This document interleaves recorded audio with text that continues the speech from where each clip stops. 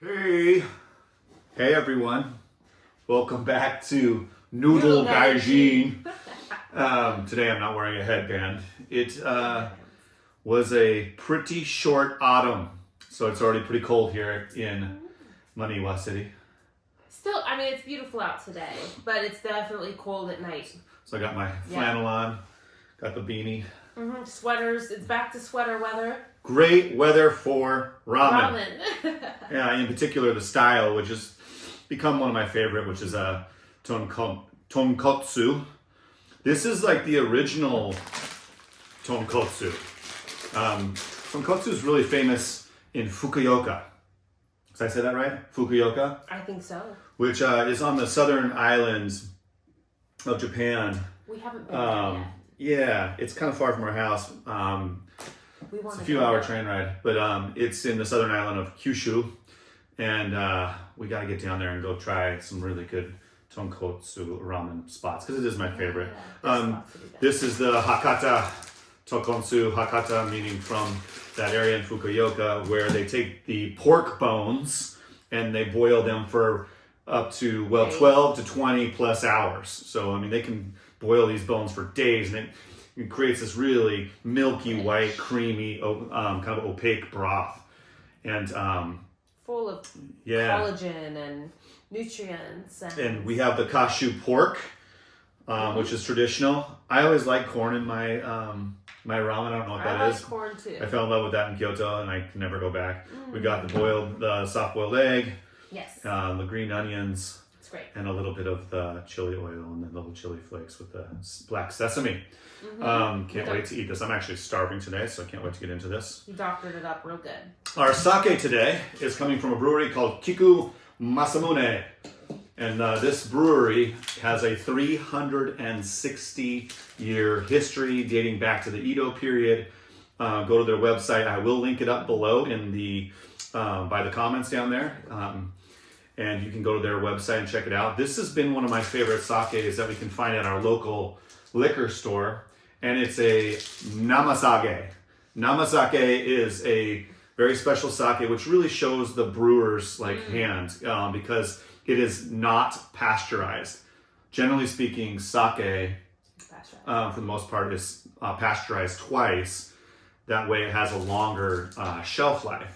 So when you get Namazake, most of the time they come in these bags that protect the sake from light, but it also protects and keeps the sake cold. And you'll mostly find these in the Japanese liquor stores in a cooler section where they keep them continuously refrigerated and cold. I love Namazake. Love. Beautiful bottle on that one, eh? Beautiful bottle. Oh, by the way, here's the package of ramen. Right there. Zubon! It sounds very comes in packets of 3. Zubon sake. Well, anyways, I love Namazake. The suggested temperature for Namazake is cold, served cold. It's not a hot sake. Of course, it's a very temperature sensitive beverage, so if you were to heat it up, it could damage the sake as it has not been pasteurized. Namazake for me is really smooth. It's native. There's no alcohol added to this one, meaning that it's the natural brewing process where they don't add spirituous liquor. So it's about 14% alcohol. But Namazakes to me are always really fresh. I love Namazake. The first time I had Namazake was when we were in Kyoto at that brewery tour. And as soon as I tasted it, I was like, what is this? They're smooth, they're fresh, they're fruity.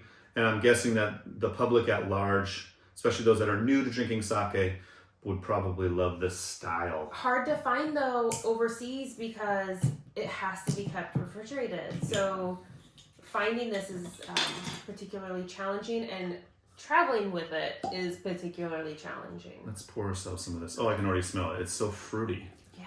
Like green apples, Hit me. pear, Asian pear. We are probably going to drink this whole bottle. I'm excited. You can count on that.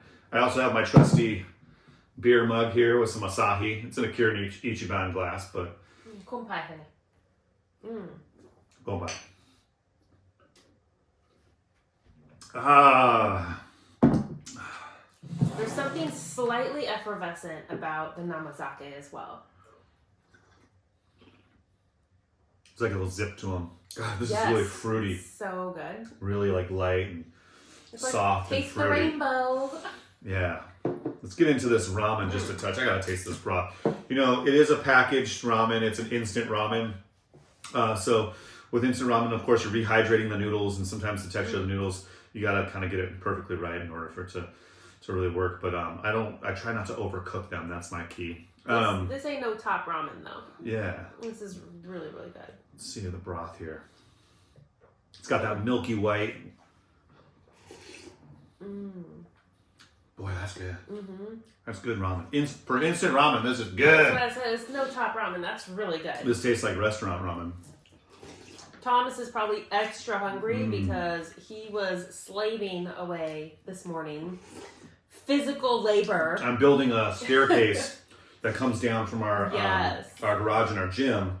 And that staircase was like a dirt path, and kind of like somewhat dirty, and like somewhat precarious and kind of like steep. Not so safe. I'm building a staircase down to the orchard, and so that's been going on. And so far, it looks I've great. been doing so with an injured wrist too, so it's a little bit hard. I've been wearing a wrist guard, but I've been getting along. I didn't make him any breakfast this morning. All he got was coffee and a donut, so he's probably really, really hungry.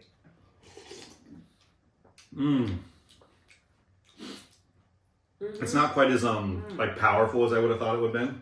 It's actually really soft and smooth broth. Like the medium tonkotsu? Yeah, this is like a salty tonkotsu, like but not really thick broth. The package comes with like a liquid form and a powder form, which you'll see with most of these packaged tonkotsus. Let's try these noodles.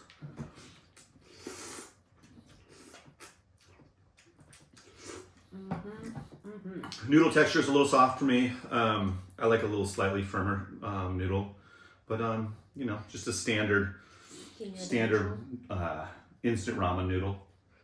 Nothing special. Yeah, but the flavor of the broth is delicious. Oh, it just got very cloudy outside. I don't know if you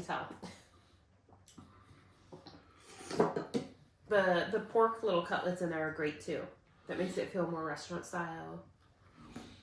And Thomas is so good at cooking the egg just perfectly. 7 minutes, guys.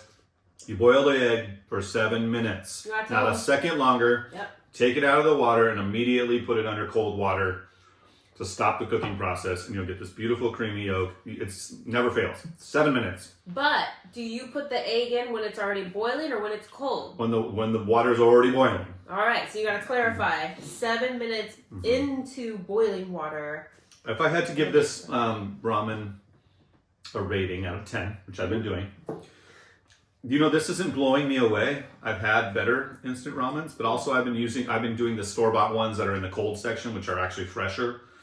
Not super impressed with the noodles on this one. I do like the broth. The broth for me is about an 8, 8.5. Noodles are about a 7 for me. So I'm going to bring it down. This ramen for me is about a 7.8. I'm used to rating wines. This wine. I mean, it's good. 7.8. I think maybe the noodles are just not hearty enough. They're not hearty enough. They're That's almost what like he's looking rice. for. They almost feel like rice More noodles. Yeah. Hearty noodles. But I think it's delicious. Sake on the other hand, I give this one a sake's solid good. 9. It's absolutely delicious.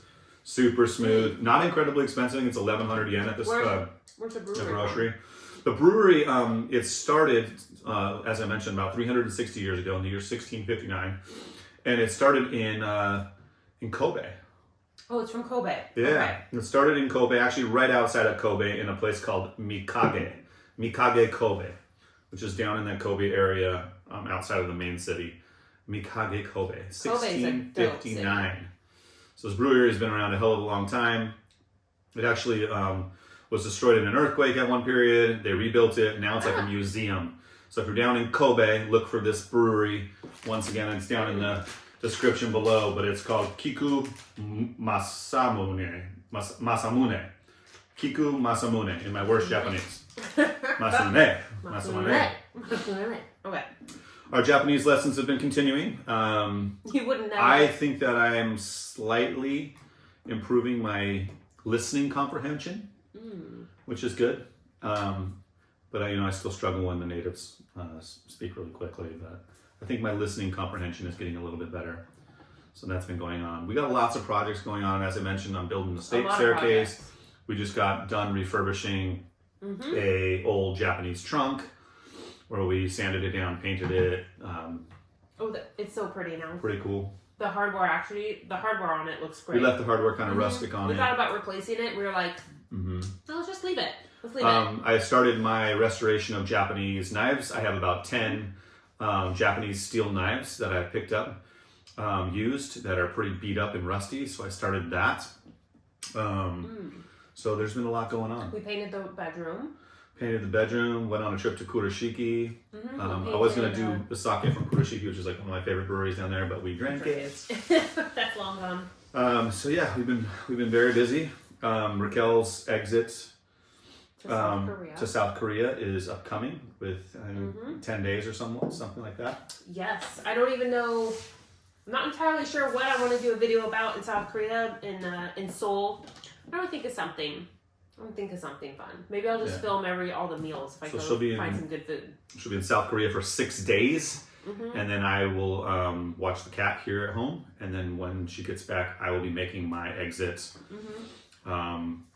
possibly back to Malaysia for some business that I want to take care of, or maybe I would love to be able to afford Singapore again. So maybe Singapore, but we'll see what happens. I'd love to go to Vietnam as well, but I probably need to wait to go with her. You better not go to Vietnam without me. Oh no, that's never been to be Vietnam. big trouble. And Taiwan is another one that I really want to do as well, and I probably have to go with her on the Taiwan thing would be really fun.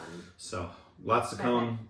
We have a brand new episode brewing of the Expat. Yes. Episodes that will be out within the next week or so. We're putting it together and compiling what we've been doing over the last few months. Had a lot of fun. It's persimmon season. Yes, it is. People are just so not about the persimmons. They're crazy about pumpkins. I know all you ladies out there are crazy about your pumpkin lattes and your pumpkin this and your pumpkin that, but persimmons is actually where it's at. And if you can get your hands on some ripe persimmons, you can make persimmon bread, which I kind of cover in our episodial. And then I'm going to create a whole nother video about how to make persimmon ice cream. So get with the program and get with the season. If you made it this far and you're still watching us, subscribe to the channel if you haven't already. And you'll get to see us fool around and do cool things here in Japan. Her persimmon bread, she's being modest. Her persimmon bread is absolutely delightful. It's absolutely delicious. Where we live here in the mountains up in Okayama Prefecture, persimmon grows like grass. It grows like weeds. It's everywhere. It's everywhere. And so a lot of the locals around here probably just don't know what to do with it besides, I don't know, they make a drink or something out of it. So, okay, if you drive around the area or any area in Japan, they hang the persimmons, which look premature. They don't look entirely ripe. They're still pretty yellow. And they hang the persimmons on these strings outside their house to dry. And my neighbor came over the other day and I finally asked her, I'm like, hey, what do you guys do with those dried persimmons outside your house? And apparently she said they just eat them straight up, dried persimmons. And I asked her, do you make a jam with them or a syrup, or is there some kind of like preserve you're making with them? She said no. So very interesting to me that the Japanese really don't use persimmons to make anything with. So I've been making persimmon bread and I've shared it with a couple of friends and it's been a hit. So that's good. I'm looking forward to making some more stuff and seeing what they think of it. But they were very shocked by the persimmon bread I made. In fact, one of my girlfriends reached out to me and she was like, I need that recipe. She ain't giving up her secret. Nope, you gotta be my friend to get the persimmon bread. So anyways, that's the wrap up for the episode today. We did Namazake. Nama meaning fresh or unpasteurized. Namazake. Go grab yourself some Namazake if you're here in Japan and enjoy that. Kanpai. And then this ramen got a 7.8. The Zuban Hakata. How much was it? I don't know, $1. Cheap. It was cheap. $1. Come on. Come by. Come by me. Cheers. Cheers, everybody.